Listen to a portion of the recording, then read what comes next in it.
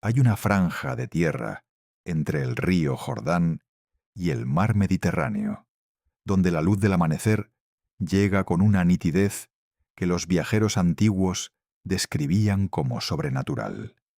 Es una luz que no se parece a la de otros lugares, una claridad mineral que revela cada grieta en la piedra caliza, cada hoja de olivo plateada por el rocío, cada sombra en los valles donde los pastores han caminado durante milenios con sus rebaños de cabras y sus plegarias silenciosas.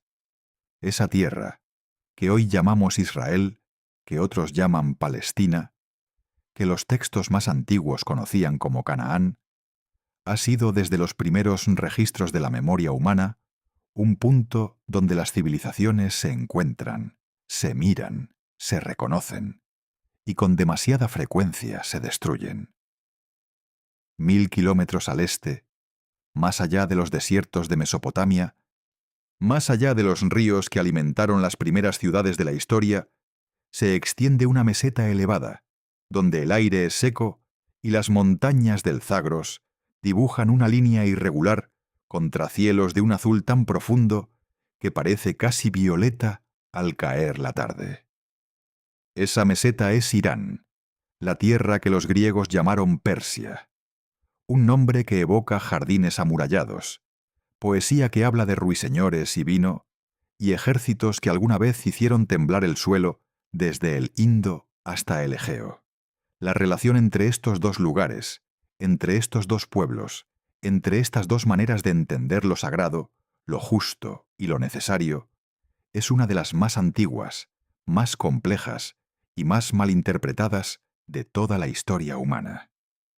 Porque lo primero que hay que decir, y quizá lo más sorprendente para quien se acerque a esta historia, esperando encontrar una enemistad eterna, grabada en piedra, es que durante la mayor parte de esos 4000 años, la relación entre el pueblo judío y el pueblo persa no fue de odio. Fue, durante siglos luminosos y decisivos, una relación de gratitud, de alianza, de salvación mutua. Y comprender cómo ese vínculo antiguo se transformó en la hostilidad que hoy domina los titulares del mundo, requiere caminar despacio por los siglos, detenerse en los momentos que importan y escuchar las voces que el ruido del presente ha convertido en susurros casi inaudibles. Todo comienza, como tantas cosas en esta región del mundo, con una historia de exilio y pérdida. En el año 586 antes de la Era Común, el rey Nabucodonosor II de Babilonia hizo algo que transformó para siempre la identidad del pueblo judío. Sus ejércitos, que habían cruzado el desierto sirio con la determinación implacable de un imperio en su apogeo, sitiaron Jerusalén durante 18 meses. La ciudad resistió con una tenacidad que los textos bíblicos y los registros babilónicos describen con el mismo tono de asombro sombrío. Pero las murallas cayeron, como caen todas las murallas cuando el hambre ha vaciado los graneros y la sed ha secado las cisternas. El templo de Salomón, aquel edificio que había sido el centro espiritual de un pueblo entero durante casi 4 siglos, fue arrasado. Sus columnas de bronce fueron despedazadas, sus objetos sagrados saqueados, su estructura reducida a escombros y ceniza. Y luego vino la deportación, y miles de judíos fueron arrancados de sus hogares, de sus campos de trigo y cebada, de las colinas donde sus ancestros habían plantado viñas y olivos, y fueron llevados a Babilonia, a las orillas del Éufrates, donde las aguas corrían mansas y ajenas bajo cielos que no conocían. El Salmo 137, uno de los textos más desgarradores de toda la literatura antigua, recoge ese dolor con una sencillez que atraviesa los milenios sin perder ni una gota de su fuerza. Junto a los ríos de Babilonia, allí nos sentábamos y llorábamos, acordándonos de Sión. El exilio babilónico duró casi medio siglo. 2 generaciones nacieron y crecieron sin haber visto nunca la tierra prometida, conociéndola solo a través de las historias que sus padres y abuelos contaban al caer la noche, ni cuando las estrellas sobre Mesopotamia brillaban con la misma indiferencia con la que habían brillado sobre Jerusalén. Y fue durante ese exilio cuando algo fundamental cambió en la identidad judía. La fe dejó de estar atada a un lugar, a un templo físico de piedra y madera de cedro, y se convirtió en algo portátil, algo que podía vivir en las palabras, en los textos, en la memoria compartida de un pueblo que aprendió a ser pueblo sin tierra. El viento del desierto mesopotámico arrastraba polvo fino desde las llanuras occidentales, un polvo que se depositaba en los ladrillos de barro de las casas babilónicas, que cubría los tejados planos donde las familias dormían en verano, buscando la brisa, que se acumulaba en los pliegues de las túnicas y en las esquinas de los ojos al despertar. Era un polvo que venía de la dirección de casa, de la dirección de Jerusalén, y quizá por eso los exiliados nunca dejaron de mirar hacia el oeste.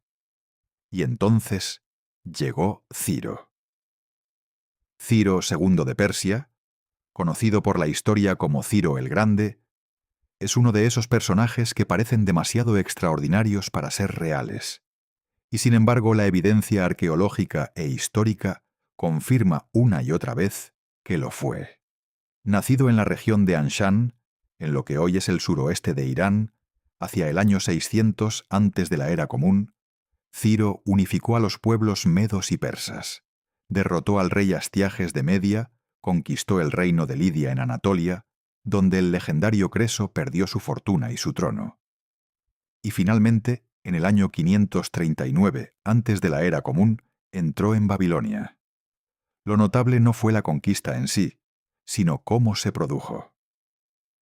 Según las fuentes antiguas, incluida la Crónica de Nabonido y un texto cuneiforme babilónico que se conserva hoy en el Museo Británico de Londres, Ciro entró en la ciudad sin batalla significativa. El último rey babilónico, Nabonido, había perdido el apoyo de su propio pueblo y de sus sacerdotes. Las puertas se abrieron, y el ejército persa avanzó por las calles de la ciudad más grande del mundo antiguo, mientras los habitantes lo recibían, según los registros, con ramas verdes. Lo que Ciro hizo después fue algo sin precedentes en el mundo antiguo. Emitió un decreto, conservado en el famoso Cilindro de Ciro, un barril de arcilla inscrito en acadio que fue descubierto en 1879 en las ruinas de Babilonia y que hoy reposa en el Museo Británico, en el que declaraba que los pueblos deportados por Babilonia podían regresar a sus tierras de origen y reconstruir sus templos. El decreto no mencionaba específicamente a los judíos. Era una política general que abarcaba a múltiples pueblos desplazados. Pero para los judíos en el exilio, ese decreto fue nada menos que un acto de salvación divina. El libro de Esdras, en la Biblia hebrea, recoge el momento con una claridad que tiene el peso de un acontecimiento fundacional. En el primer año de Ciro, rey de Persia, para que se cumpliese la palabra del Señor por boca de Jeremías, el Señor despertó el espíritu de Ciro, rey de Persia, quien hizo pregonar por todo su reino. Así dice Ciro, rey de Persia: el Señor, el Dios de los cielos, me ha dado todos los reinos de la tierra, y Él me ha encargado que le edifique una casa en Jerusalén. Es difícil exagerar la importancia de este momento. Para el pueblo judío, Ciro no era simplemente un conquistador benévolo, me era un instrumento de la voluntad divina. El profeta Isaías, en uno de los pasajes más extraordinarios de toda la Biblia, llama a Ciro Mesías, ungido, el mismo término que más tarde se traduciría como Mesías. Un rey pagano, un gobernante que adoraba a Ahura Mazda, según los preceptos del zoroastrismo, fue reconocido por los profetas de Israel como un elegido de Dios. Es, quizá, el mayor elogio que la tradición bíblica haya otorgado jamás a un extranjero. Las caravanas de regreso comenzaron a formarse en los meses siguientes. Grupos de familias judías empacaron sus pocas pertenencias, cargaron sus burros y camellos, y emprendieron el largo camino hacia el oeste, cruzando el desierto sirio bajo un sol que no perdonaba, siguiendo las rutas comerciales que habían existido desde tiempo inmemorial, durmiendo en carabasares donde el olor a estiércol de camello se mezclaba con el del pan ácimo que cocían sobre piedras calientes. El viaje desde Babilonia hasta Jerusalén tomaba aproximadamente 4 meses a pie.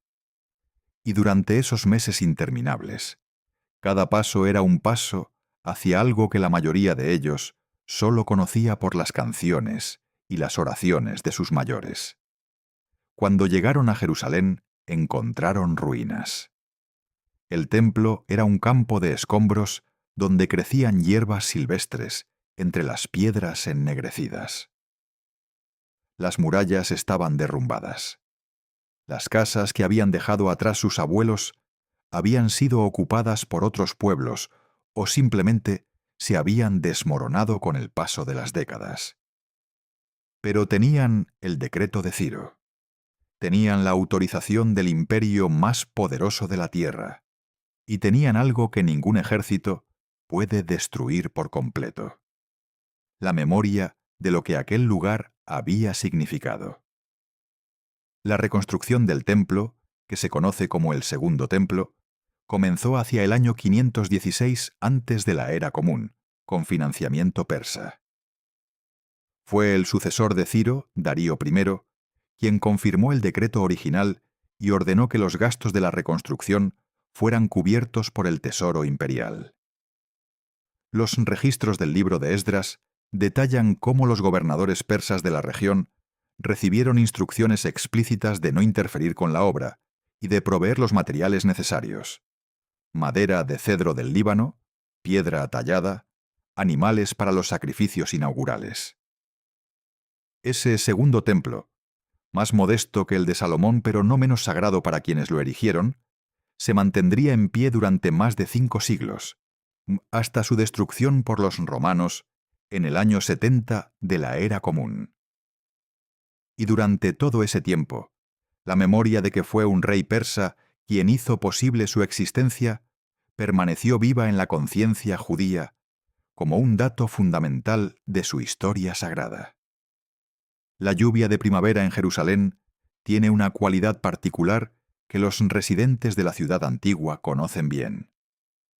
Llega en ráfagas breves y generosas, empapando la piedra caliza hasta que brilla como si estuviera recién pulida, llenando las cisternas subterráneas que han abastecido de agua a la ciudad desde la Edad del Bronce, y dejando en el aire un olor a tierra mojada y a tomillo silvestre que crece en las grietas de las murallas.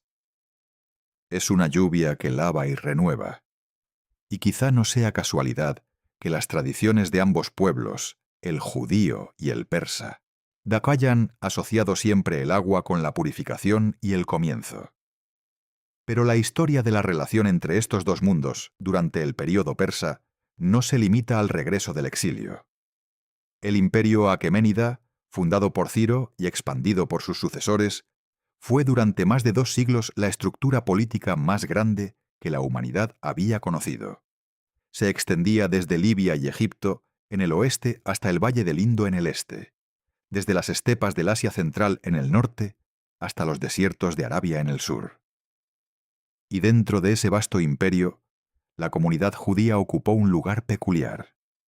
Una minoría étnica y religiosa que gozaba de una autonomía notable, que mantenía sus propias leyes y costumbres, y que en muchos casos prosperó bajo la administración persa. El libro de Esther, uno de los textos más leídos y celebrados de la tradición judía, está ambientado precisamente en este contexto. La historia transcurre en Susa, una de las capitales del imperio persa, en la corte del rey Asuero, a quien los historiadores identifican generalmente con Jerjes I, el hijo de Darío que reinó entre 486 y 465 antes de la era común. La narración presenta a Esther, una joven judía que oculta su origen étnico y se convierte en reina de Persia, y a su primo Mardoqueo, un funcionario de la corte que descubre una conspiración para masacrar a todos los judíos del imperio, orquestada por el visir Amán. La historia del libro de Esther es, en muchos sentidos, una historia sobre la vida en la diáspora, sobre los peligros de ser una minoría visible en un imperio vasto, y sobre la necesidad de navegar entre la lealtad a la propia identidad y las exigencias del poder, sobre cómo la vulnerabilidad y la astucia pueden coexistir en un mismo acto de valentía. La festividad de Purim, que conmemora la salvación de los judíos persas, se celebra hasta hoy con una alegría desbordante que contrasta con la solemnidad de otras fiestas judías. Se leen rollos, se intercambian regalos de comida, se bebe vino y se celebra la supervivencia como el acto más sagrado de todos. Lo que resulta particularmente revelador para comprender la antigua relación entre judíos y persas es que el libro de Esther, a pesar de narrar una amenaza mortal, presenta al rey persa no como un villano, sino como un gobernante que, una vez informado de la verdad, actúa con justicia. El enemigo no es Persia. El enemigo es Amán, un individuo dentro del sistema. Esta distinción, que podría parecer sutil, es en realidad profunda. Refleja una visión de Persia como un espacio donde la justicia era posible, donde el poder podía corregirse, donde un judío podía apelar al trono y ser escuchado. Y así, durante los 2 siglos del dominio aqueménida sobre la región, entre el 539 y el 330 antes de la era común, la relación entre el pueblo judío y el poder persa fue, en términos generales, una de las más positivas que los judíos experimentaron con cualquier imperio extranjero en toda su historia antigua. No fue una relación de iguales. Ninguna relación entre un imperio y una minoría étnica lo es. Pero fue una relación donde la tolerancia religiosa, la autonomía comunitaria y el respeto mutuo fueron la norma más que la excepción. Todo eso estaba a punto de ser interrumpido por un joven macedonio de ojos dispares que llegaría desde el oeste con una velocidad que el mundo antiguo no había visto jamás. Pero esa es una historia que pertenece al siguiente tramo de este camino. Cuando las arenas del desierto que separa estos dos mundos comenzaron a teñirse con los colores de otros imperios, otras ambiciones y otras maneras de entender el poder.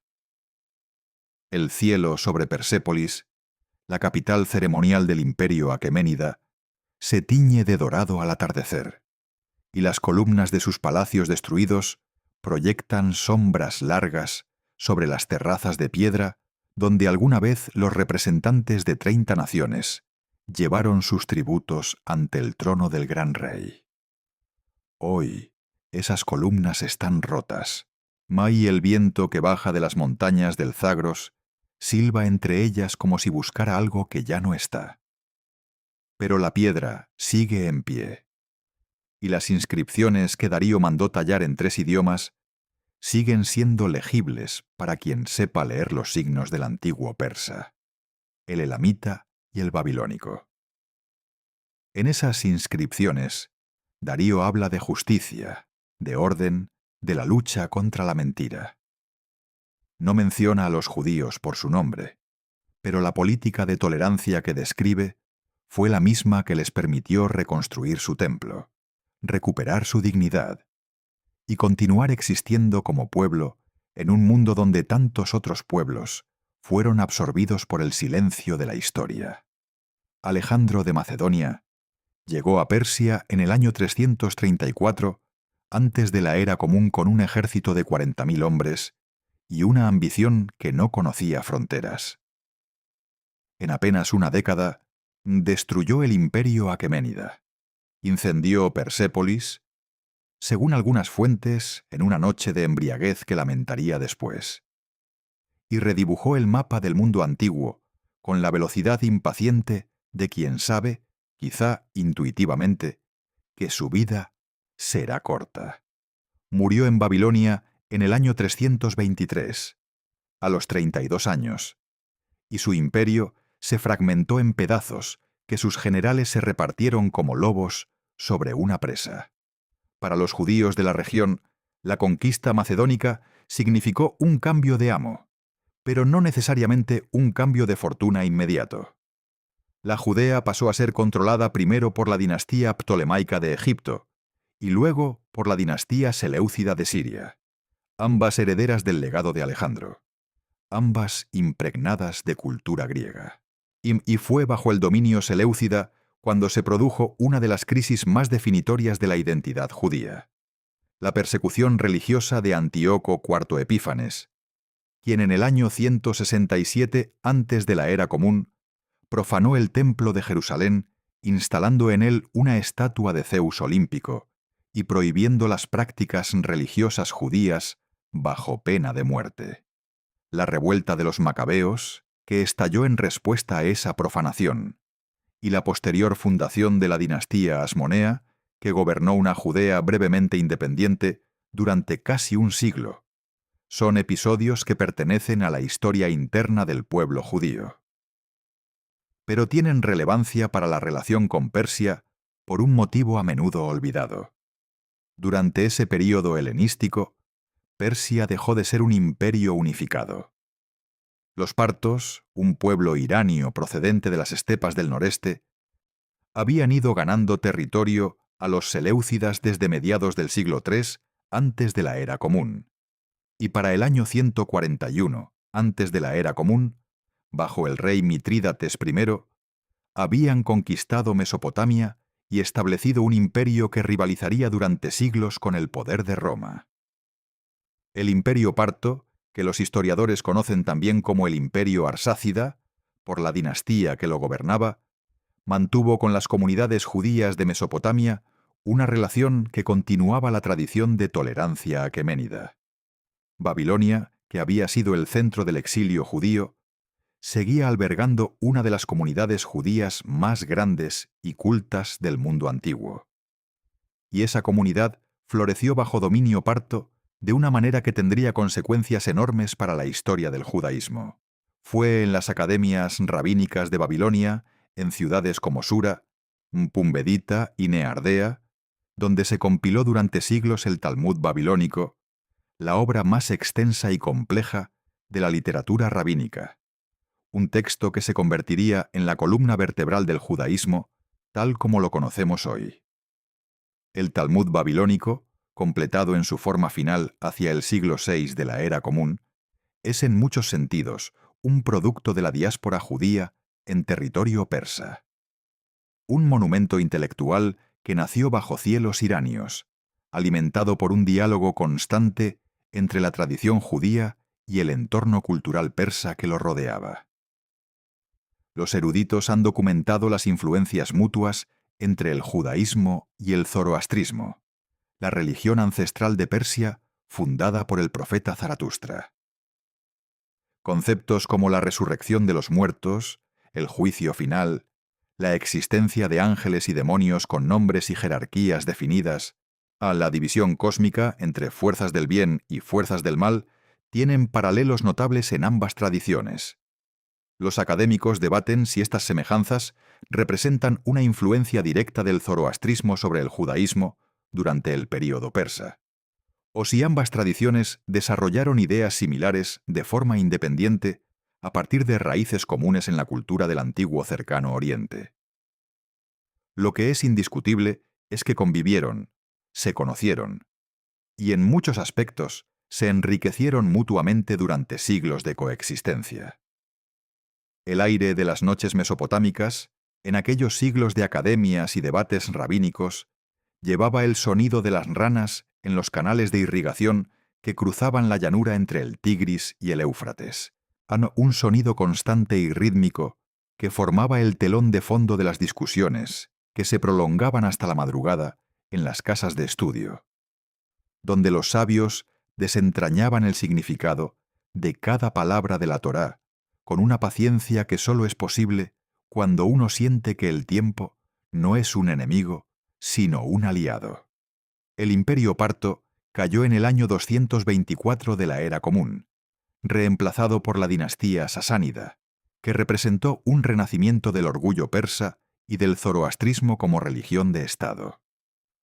Los sasánidas, que gobernaron desde Ctesifonte, una ciudad magnífica a orillas del Tigris cuyas ruinas aún muestran el arco más grande de ladrillo jamás construido, mantuvieron con la comunidad judía una relación más compleja que la de sus predecesores. Hubo períodos de gran tolerancia y prosperidad, y hubo períodos de persecución, particularmente cuando los sacerdotes zoroastrianos ganaban influencia política y veían en las minorías religiosas una amenaza para la pureza de la fe. Pero incluso en los peores momentos sasánidas, la comunidad judía de Babilonia nunca fue sometida al tipo de destrucción existencial que había sufrido bajo Nabucodonosor, o que sufriría más tarde bajo los romanos. El exilarca, el líder secular de la comunidad judía, era reconocido por la corte sasánida como una autoridad legítima, y la autonomía judicial y educativa de la comunidad se mantuvo en gran medida intacta. El Talmud babilónico contiene numerosas referencias a interacciones entre rabinos judíos y autoridades persas, y aunque algunas de esas interacciones reflejan tensión, muchas otras reflejan un respeto cauteloso y una coexistencia funcional. Y así transcurrieron los siglos, con el pueblo judío dividido entre dos grandes centros de gravedad: la tierra de Israel bajo dominio romano y luego bizantino, donde la vida judía se fue haciendo cada vez más difícil hasta volverse casi imposible, y la Mesopotamia bajo dominio parto y luego sasánida, donde la comunidad judía mantenía su vitalidad intelectual y su cohesión social con una resiliencia que desafiaba las adversidades.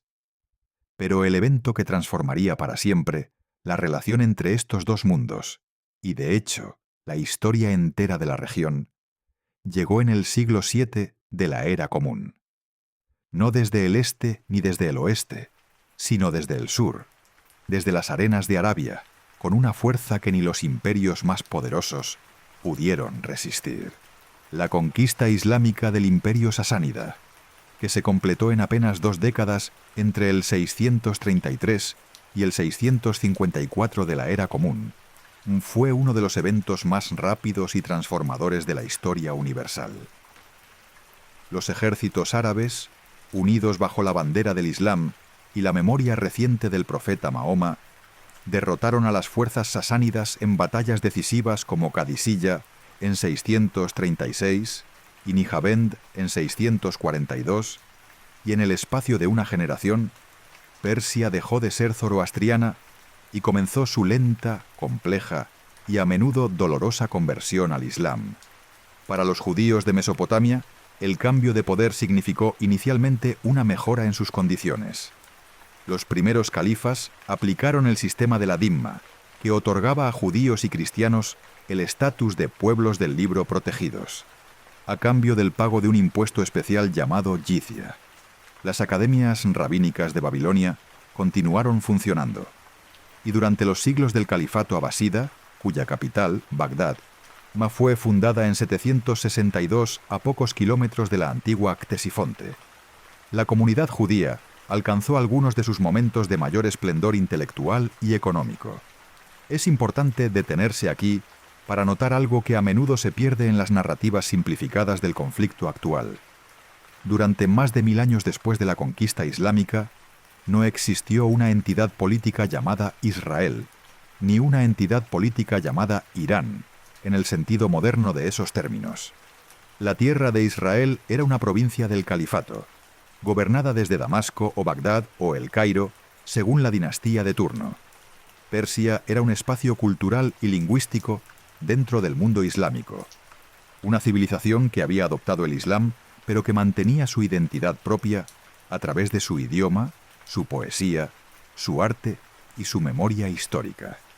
y los judíos vivían dispersos por todo ese vasto espacio, como minorías toleradas en mayor o menor medida según la época y el gobernante. La brisa que cruza los jardines de Isfahán al mediodía lleva el aroma de las rosas que los persas han cultivado con devoción casi religiosa durante milenios. Unas rosas de pétalos tan densos y fragantes que los poetas las compararon con la mejilla de la persona amada, con el rubor del vino en una copa de cristal, con todo aquello que es hermoso y efímero, y por eso mismo digno de ser cantado. En esos jardines, durante los siglos medievales, judíos y musulmanes compartieron a veces el mismo espacio de belleza, las mismas fuentes de mosaico, el mismo placer de la sombra bajo los plátanos orientales. Y aunque la jerarquía social nunca dejaba de estar presente, había momentos en que la frontera entre las comunidades se hacía porosa, flexible, humana.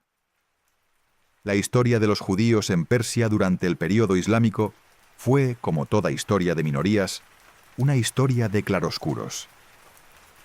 Hubo períodos de persecución severa, como las conversiones forzosas bajo los safávidas en los siglos XVII y XVIII, cuando los judíos de ciudades como Isfahán y Mashhad fueron obligados a elegir entre el Islam y la muerte, y muchos eligieron una tercera vía, la conversión aparente, manteniendo en secreto sus prácticas y creencias judías, creando comunidades criptojudías que sobrevivieron durante generaciones en un estado de doble identidad que requería una fortaleza psicológica extraordinaria. Pero también hubo períodos de florecimiento notable. Judíos persas contribuyeron a la medicina, al comercio, a la ciencia y a la poesía del mundo islámico. Shaul Shirazi, un médico judío del siglo XIV, fue médico personal del sultán. Los comerciantes judíos de Persia tejieron redes comerciales que se extendían desde China hasta Europa, aprovechando su posición como intermediarios entre civilizaciones que no siempre se hablaban directamente. Y la tradición poética judeo-persa, escrita en persa con caracteres hebreos, produjo obras de una belleza que reflejaba la profunda imbricación de ambas culturas. Lo que no existió durante todo este largo período, desde la conquista islámica hasta bien entrado el siglo XX, fue una hostilidad política estructural entre judíos e Irán como entidades enfrentadas. Había tensiones, había discriminación, había episodios de violencia. Pero el marco era el de una minoría religiosa dentro de una sociedad islámica, no el de dos naciones-estado en conflicto. Para que ese conflicto naciera, hacían falta ingredientes que la historia aún no había producido: el nacionalismo moderno, el sionismo, la revolución iraní y la geopolítica del petróleo y las armas nucleares. El siglo XX comenzó para Persia con una revolución constitucional en 1906 que intentó limitar el poder absoluto de la monarquía Qajar, y para el pueblo judío con el crecimiento del movimiento sionista, fundado formalmente por Theodor Herzl en el Congreso de Basilea de 1897.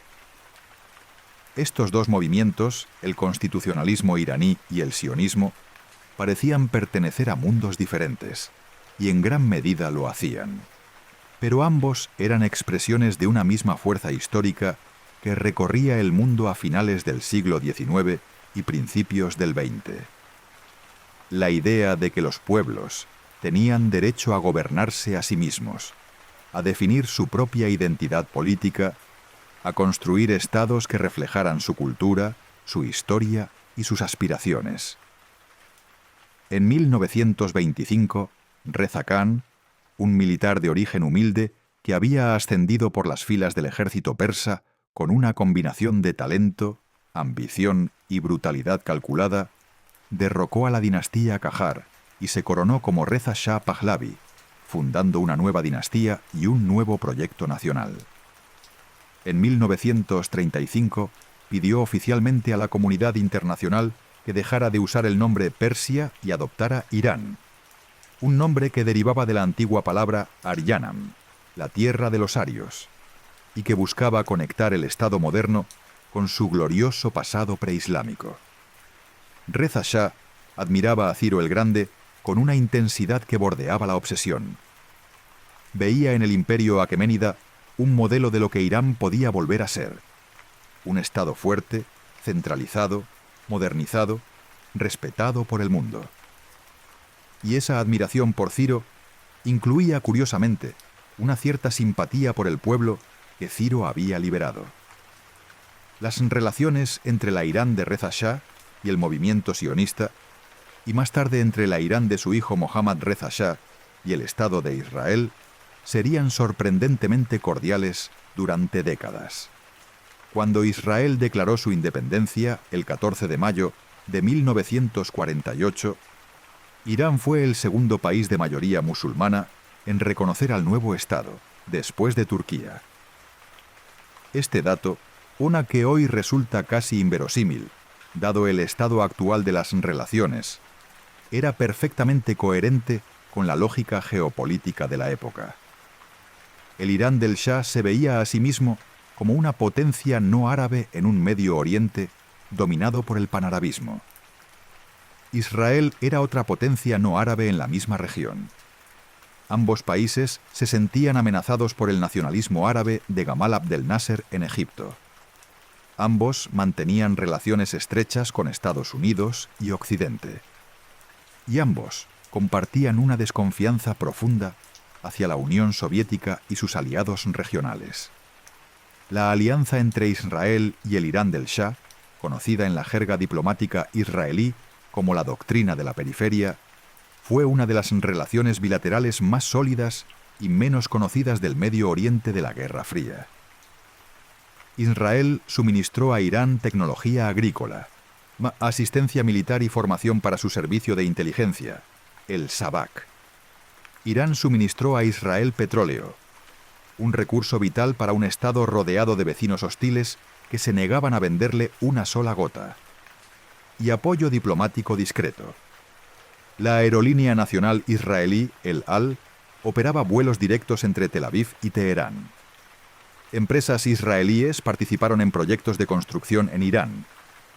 Oficiales militares de ambos países se entrenaron juntos. Y en las calles de Teherán, durante los años 60 y 70 del siglo XX, la comunidad judía iraní vivía una época de prosperidad sin precedentes.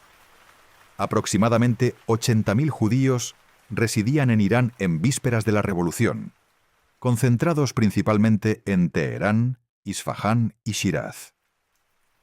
Eran médicos, comerciantes, profesores, ingenieros. Tenían sus sinagogas, sus escuelas, sus periódicos en lengua persa. Formaban parte del tejido social iraní de una manera que, vista en retrospectiva, tenía raíces que se remontaban a la época de Ciro, a aquellos primeros judíos que eligieron quedarse en Persia cuando otros regresaron a Jerusalén, y que construyeron una vida en una tierra que no era la suya, pero que con el tiempo se convirtió en algo parecido a un hogar. El crepúsculo caía sobre Teherán en aquellos años con una suavidad engañosa, tiñendo de naranja las montañas del Alborz que rodean la ciudad por el norte, montañas cubiertas de nieve en invierno y de un marrón dorado en verano, montañas que siempre han parecido proteger a la ciudad y al mismo tiempo recordarle su fragilidad. Porque Teherán está construida sobre fallas sísmicas y la tierra bajo sus cimientos tiembla de vez en cuando, como si quisiera sacudir todo lo que los hombres han edificado sobre ella y empezar de nuevo. Nadie sabía, en aquellos atardeceres apacibles, que la tierra estaba a punto de temblar, de una manera que ningún sismógrafo podía medir. El 1 de febrero de 1979, un avión de Air France procedente de París aterrizó en el aeropuerto de Mehrabad, en Teherán. A bordo viajaba un hombre de 76 años, delgado, de barba blanca y ojos oscuros que poseían una intensidad que las fotografías apenas capturan. Ruhollah Jomeini un clérigo chiita que había pasado 14 años en el exilio, primero en Turquía, luego en Irak, finalmente en un suburbio de París, regresaba a un país que estaba en plena revolución. Millones de personas lo esperaban en las calles. El Shah Mohammad Reza Pahlavi había huido del país 17 días antes, el 16 de enero, con su familia, sus maletas y un puñado de tierra iraní que, según se cuenta, se llevó como recuerdo de un reino que nunca volvería a pisar. La revolución iraní de 1979 es uno de esos acontecimientos que dividen la historia en un antes y un después, no solo para Irán, sino para toda la región, y en muchos sentidos, para el mundo entero. Lo que comenzó como un movimiento amplio y diverso, en el que participaron liberales, marxistas, nacionalistas, intelectuales seculares y clérigos religiosos, se transformó rápidamente en una revolución islámica, dominada por la visión de Jomeini de un Estado teocrático basado en el concepto de Velayat-e-Faqih, el gobierno del jurista islámico. Para la relación entre Irán e Israel, la revolución fue un terremoto cuyas réplicas no han cesado en más de 4 décadas. En cuestión de semanas, la embajada de Israel en Teherán fue cerrada y entregada a la Organización para la Liberación de Palestina. Yasser Arafat visitó Teherán y fue recibido como un héroe. Jomeini declaró que Israel era un tumor canceroso que debía ser eliminado y estableció el último viernes del mes de Ramadán como el Día de Quds, el Día de Jerusalén, una jornada de protesta anual en la que multitudes marchaban por las calles de Teherán y otras ciudades iraníes coreando consignas contra Israel y quemando banderas israelíes y estadounidenses. La velocidad y la profundidad de esta transformación requieren una explicación que va más allá de la simple política. Jomeini no odiaba a Israel porque odiara a los judíos en un sentido racial o étnico. Su retórica, aunque a menudo ambigua y a veces difícil de distinguir del antisemitismo clásico europeo que algunos de sus asesores habían absorbido, estaba enmarcada en un lenguaje anticolonial y antiimperialista. Para Jomeini, Israel representaba 3 cosas: una creación del imperialismo occidental en tierra islámica, un aliado del Shah, al que tanto despreciaba, y un símbolo de la humillación del mundo musulmán frente a Occidente. La causa palestina, que durante el reinado del Shah había sido ignorada o minimizada por la diplomacia iraní, se convirtió bajo Jomeini en un pilar central de la política exterior de la República Islámica, no tanto por solidaridad étnica con los árabes palestinos. Los iraníes no son árabes, y la relación entre persas y árabes tiene sus propias capas de complejidad y resentimiento, sino por su valor simbólico como causa islámica universal. Para la comunidad judía de Irán, la revolución fue un momento de miedo profundo y confusión. En las primeras semanas, Habib El-Ghanian, uno de los empresarios judíos más prominentes del país, presidente de la Sociedad de Judíos Iraníes y filántropo conocido, fue arrestado, juzgado por un tribunal revolucionario en un proceso que duró menos de 20 minutos, condenado por corrupción en la tierra, amistad con los enemigos de Dios y conexiones con Israel y el sionismo, y ejecutado por fusilamiento el 9 de mayo de 1979. Su muerte envió una onda de pánico a través de la comunidad judía. En los meses y años siguientes, aproximadamente 60.000 de los 80.000 judíos iraníes abandonaron el país, muchos de ellos hacia Israel, otros hacia Estados Unidos, Europa y América Latina. Sin embargo, y este es un detalle que las narrativas simplificadas tienden a omitir, no todos se fueron. Unos 20.000 judíos permanecieron en Irán, y una comunidad de aproximadamente 9.000 a 15.000 judíos sigue viviendo allí hoy, constituyendo la segunda comunidad judía más grande en un país de mayoría musulmana en el Medio Oriente, después de Turquía.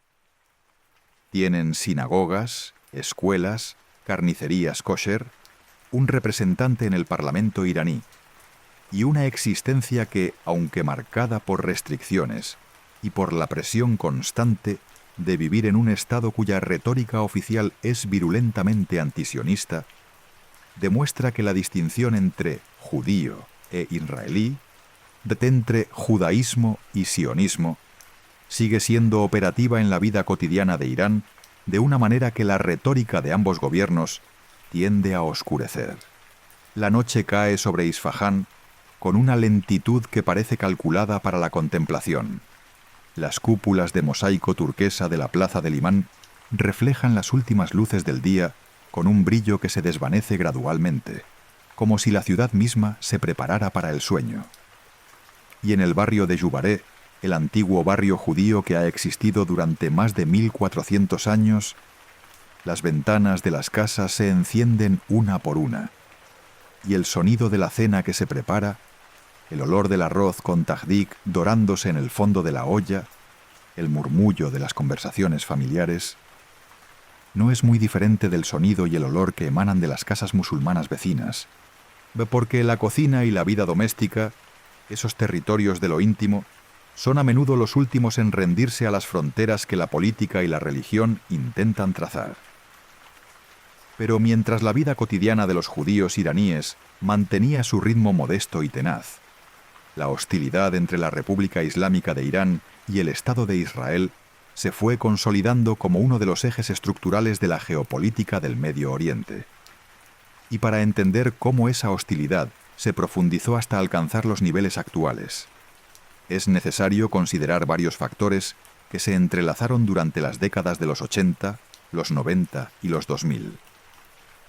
El primero fue la guerra entre Irán e Irak, que estalló en septiembre de 1980, cuando Saddam Hussein invadió Irán esperando una victoria rápida sobre un país debilitado por la revolución. La guerra duró 8 años. Costó entre 500.000 y 1 millón de vidas, y dejó cicatrices en la psique iraní que siguen abiertas hasta hoy. Durante esa guerra, Israel mantuvo una posición ambigua que reflejaba la complejidad de sus cálculos estratégicos. Por un lado, Irak era un enemigo declarado de Israel, y la debilidad de Irak favorecía los intereses israelíes. Por otro, Irán se estaba consolidando como un enemigo ideológico no menos peligroso. En un episodio que revelaría más tarde la naturaleza laberíntica de las relaciones en la región, Israel suministró armas a Irán durante las primeras fases de la guerra, como parte del escándalo conocido como Irán-Contra, en el que Estados Unidos vendió armas a Irán a través de intermediarios israelíes para financiar a los rebeldes contras en Nicaragua. El segundo factor fue la creación y el crecimiento de Hezbollah en el Líbano. En 1982, tras la invasión israelí del Líbano, Irán envió a la Guardia Revolucionaria al Valle de la Bekaa libanesa para entrenar y organizar a las milicias chiitas que se convertirían en Hezbollah, el Partido de Dios. Hezbollah se convirtió en el instrumento más efectivo de la proyección de poder iraní en la región. Un ejército no estatal profundamente leal a Teherán, equipado con miles de cohetes apuntados hacia territorio israelí, capaz de operar como fuerza militar, partido político, red de servicios sociales y aparato de inteligencia simultáneamente.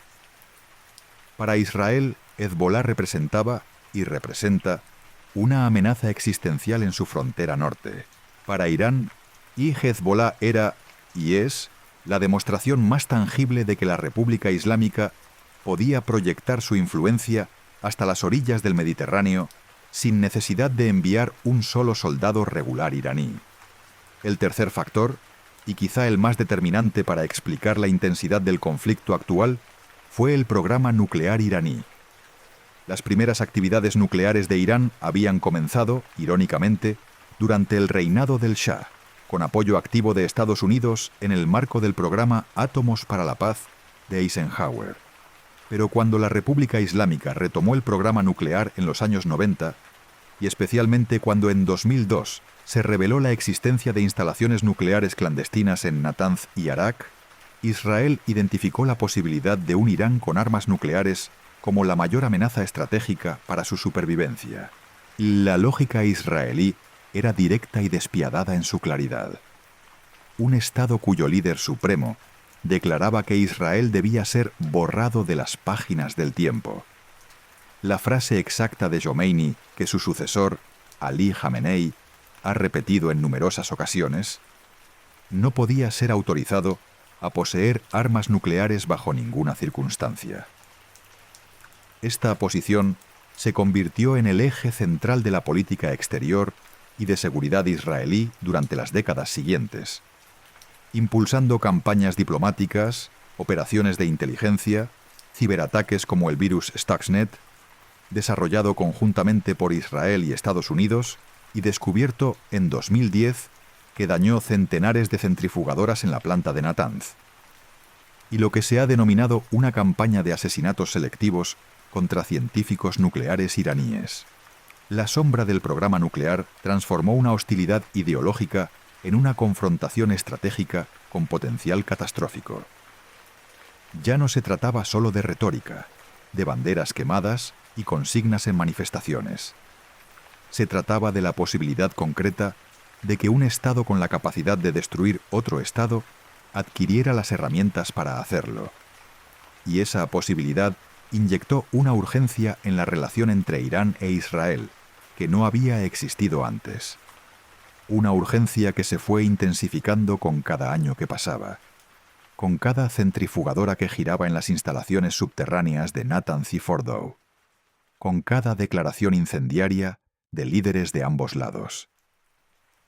El acuerdo nuclear de 2015, conocido como el JCPOA, Plan de Acción Integral Conjunto, negociado entre Irán y las potencias del P5, más uno bajo la administración de Barack Obama, me representó un intento de desactivar esa bomba diplomática. Irán aceptó limitar drásticamente su programa de enriquecimiento de uranio a cambio del levantamiento de sanciones económicas. Israel, bajo el liderazgo del primer ministro Benjamin Netanyahu, se opuso ferozmente al acuerdo, argumentando que no hacía lo suficiente para desmantelar la infraestructura nuclear iraní y que simplemente retrasaba, sin eliminar, la capacidad de Irán de producir un arma nuclear. Cuando Donald Trump retiró a Estados Unidos del acuerdo en mayo de 2018, reimponiendo sanciones devastadoras sobre la economía iraní, Israel celebró lo que consideraba una victoria diplomática crucial. Irán, por su parte, comenzó a incrementar gradualmente sus actividades de enriquecimiento, ir superando los límites establecidos por el acuerdo y acumulando uranio enriquecido a niveles cada vez más cercanos al grado necesario para un arma. El ciclo de escalada se había acelerado, y cada acción de un lado generaba una reacción del otro en una espiral que parecía no tener punto de retorno. Y mientras los diplomáticos y los generales calculaban y recalculaban los riesgos, mientras los satélites espía fotografiaban las instalaciones nucleares y los analistas de inteligencia descifraban comunicaciones cifradas, la guerra de sombras entre Irán e Israel se libraba en múltiples frentes simultáneos. En Siria, donde Israel bombardeaba regularmente envíos de armas iraníes destinados a Hezbollah. En el mar, donde barcos asociados a ambos países eran atacados en circunstancias que los gobiernos ni confirmaban ni desmentían. En el ciberespacio, donde las unidades de inteligencia de ambos países libraban una guerra invisible de hackeos, sabotajes y operaciones de desinformación. Y en las capitales del mundo, donde los diplomáticos de ambos países buscaban aliados, construían coaliciones y presentaban su versión de la realidad a una comunidad internacional cada vez más fatigada y confundida por la complejidad del conflicto. El humo que se eleva de los cigarrillos en las salas de negociación tiene un olor acre que se adhiere a la ropa y al cabello. Un olor que los diplomáticos conocen bien. Un olor que es, en cierto modo, el olor mismo de la política. Algo que se consume lentamente, que deja residuos, que irrita los ojos si uno se queda demasiado tiempo expuesto. En Viena, donde se celebraron las negociaciones nucleares, Las cortinas pesadas de los salones del Palais Coburg absorbían ese olor y el sonido de las voces que discutían porcentajes de enriquecimiento, números de centrifugadoras, protocolos de inspección, tecnicismos que ocultaban, debajo de su precisión aparente, una pregunta mucho más simple y mucho más aterradora. ¿Estamos dispuestos a destruirnos mutuamente o podemos encontrar una manera de coexistir? La pregunta sigue sin respuesta. En abril de 2024, por primera vez en la historia, Irán lanzó un ataque militar directo contra territorio israelí, disparando más de 300 drones y misiles balísticos y de crucero. La mayoría fueron interceptados por el sistema de defensa aérea de Israel con ayuda de Estados Unidos, Gran Bretaña, Francia y Jordania. Israel respondió con un ataque limitado contra una base aérea en Isfahán. Fue la primera vez que las dos naciones, que habían librado una guerra de sombras durante décadas, se atacaron directamente y abiertamente. La primera vez que la hostilidad que había sido un asunto de proxies, de operaciones encubiertas, de retórica incendiaria y de cálculos fríos, se manifestó en forma de proyectiles cruzando cielos que ambos pueblos habían contemplado durante milenios. Y sin embargo, incluso en ese momento de máxima tensión, ambos gobiernos se cuidaron de no escalar hasta un punto de no retorno. Los ataques fueron calibrados, las respuestas fueron medidas, y los canales de comunicación indirectos, a través de terceros países, de Naciones Unidas, de señales codificadas que solo los especialistas en relaciones internacionales saben leer, se mantuvieron abiertos, como si ambos lados supieran que más allá de la retórica, o más allá de la ideología, más allá del odio acumulado, hay una línea que no se puede cruzar sin desatar consecuencias que ninguno de los dos puede controlar ni sobrevivir. Y así llega esta historia al presente, a este momento incierto y cargado de posibilidades sombrías, en el que dos naciones que durante siglos se salvaron mutuamente, se miran ahora, a través de la mira de sus misiles, con una hostilidad que parece irreconciliable, pero que, vista desde la perspectiva larga de la historia, es en realidad extraordinariamente reciente. Porque si se toma la medida completa de los 4000 años que esta historia ha intentado recorrer, la hostilidad entre Irán e Israel ocupa apenas las últimas 4 décadas. 4 décadas de un arco de 40 siglos. Un 10% del tiempo total. Y durante el 90% restante, la relación fue otra cosa. Alianza, gratitud, coexistencia, intercambio cultural, influencia mutua, tolerancia imperfecta pero funcional. Y en sus mejores momentos, algo que se parecía genuinamente al respeto. Ciro liberó a los judíos del exilio babilónico. Darío financió la reconstrucción del Templo de Jerusalén. Los reyes partos protegieron a las comunidades judías de Mesopotamia. Las academias rabínicas de Babilonia florecieron bajo cielos persas durante más de 1000 años, produciendo la obra intelectual más importante del judaísmo rabínico. Judíos persas vivieron, trabajaron, rezaron y murieron en las ciudades de Irán durante siglos ininterrumpidos, entretejiendo su identidad con la del país que los acogía de una manera que ninguna revolución ni ningún conflicto geopolítico ha podido borrar por completo. Y en el otro sentido, la cultura persa absorbió elementos de la tradición judía que se integraron tan profundamente en el tejido de la civilización iraní que hoy resultan casi invisibles. Las historias de los profetas bíblicos, Abraham, Moisés, Salomón, José, son también historias coránicas y, por extensión, historias que la tradición islámica persa adoptó como propias, reelaborándolas en la poesía, la miniatura y la narrativa popular con una creatividad que refleja la capacidad persa de asimilar lo ajeno y convertirlo en algo indistinguible de lo propio. La tumba de Esther y Mardoqueo, en Hamedán, en el oeste de Irán, sigue siendo un lugar de peregrinación para los judíos iraníes. Es un edificio modesto, con una cúpula de ladrillo que se eleva sobre una cámara funeraria donde 2 sarcófagos de madera tallada reposan bajo telas bordadas. El hecho de que este sitio haya sobrevivido intacto a través de la conquista islámica, los mongoles, los timúridas, los safávidas, los qajares, los pahlavis y la República Islámica, dice algo sobre la relación entre estos dos pueblos, que las declaraciones de los líderes políticos no pueden desmentir. Pero la historia no es un argumento moral. El hecho de que la relación fuera diferente en el pasado no significa que deba volver a serlo, ni que las fuerzas que la han transformado sean reversibles por el simple acto de recordar. Las hostilidades del presente tienen causas reales, intereses reales, miedos reales. Israel teme genuinamente que un Irán nuclear pueda cumplir las amenazas que sus líderes han pronunciado durante décadas.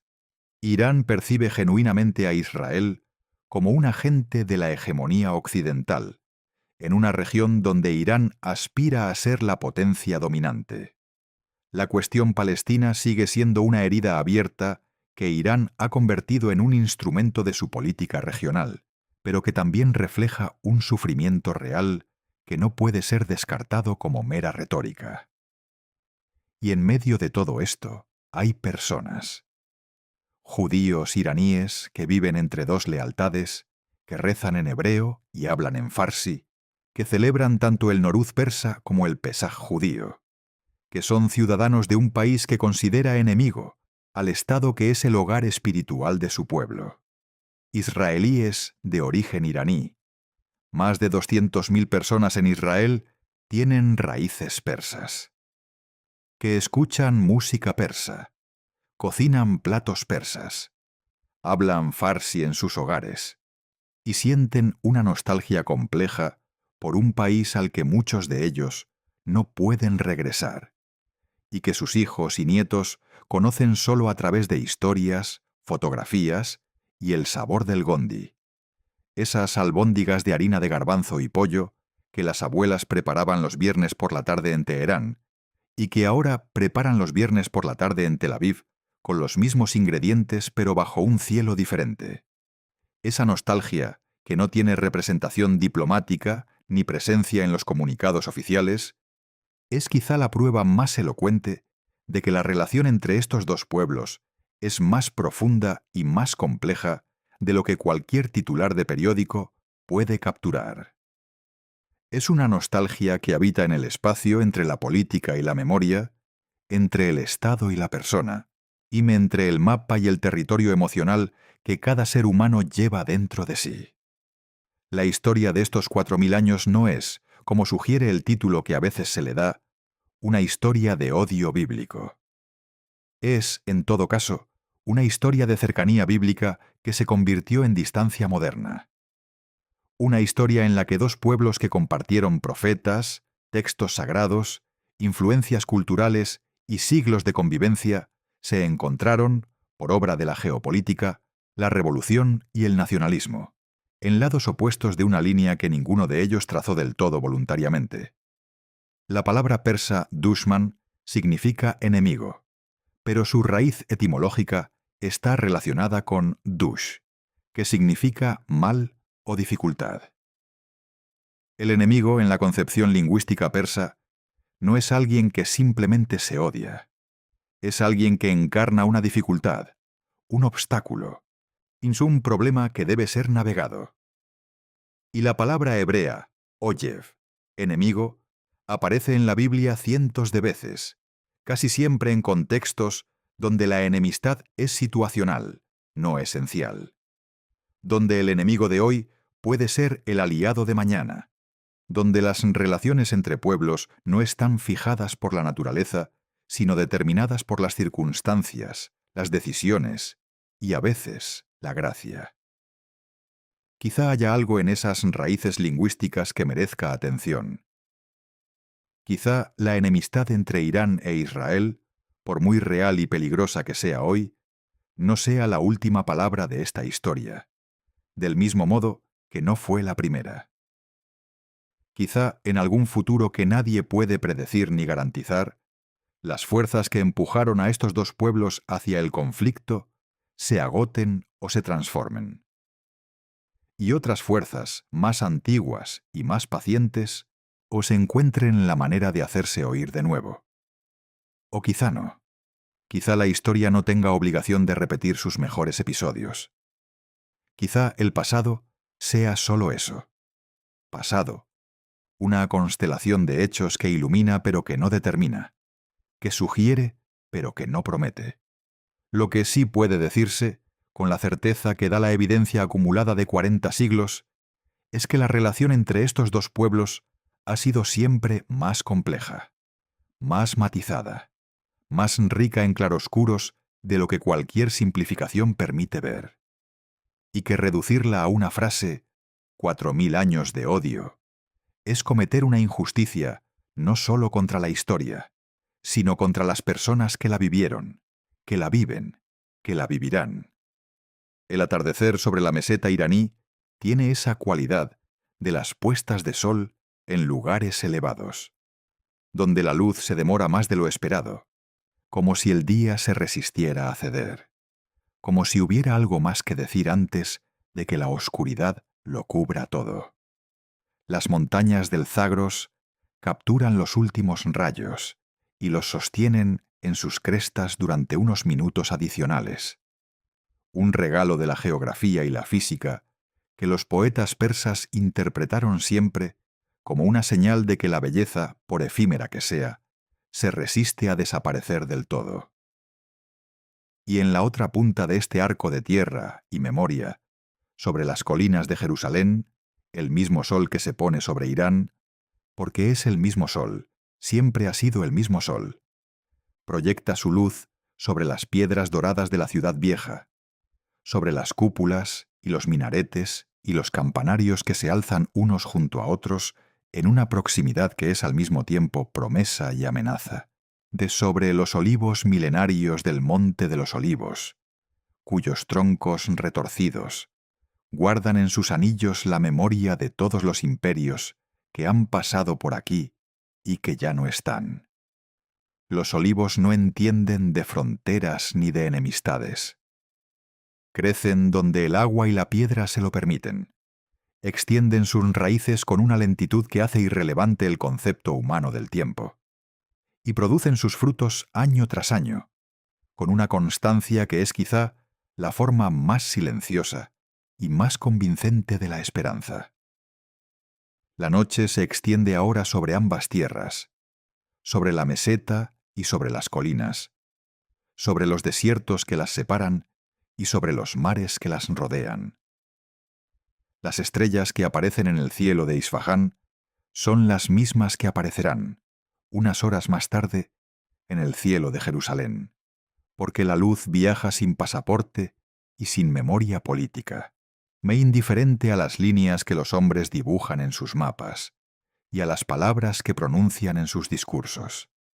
Debajo de esas estrellas, en algún lugar de Teherán, una familia judía iraní enciende las velas del Shabbat y recita las bendiciones en hebreo, con un acento que suena diferente al acento de Jerusalén o de Nueva York, pero que dice las mismas palabras que se han dicho cada viernes al caer la noche, durante más de 2000 años.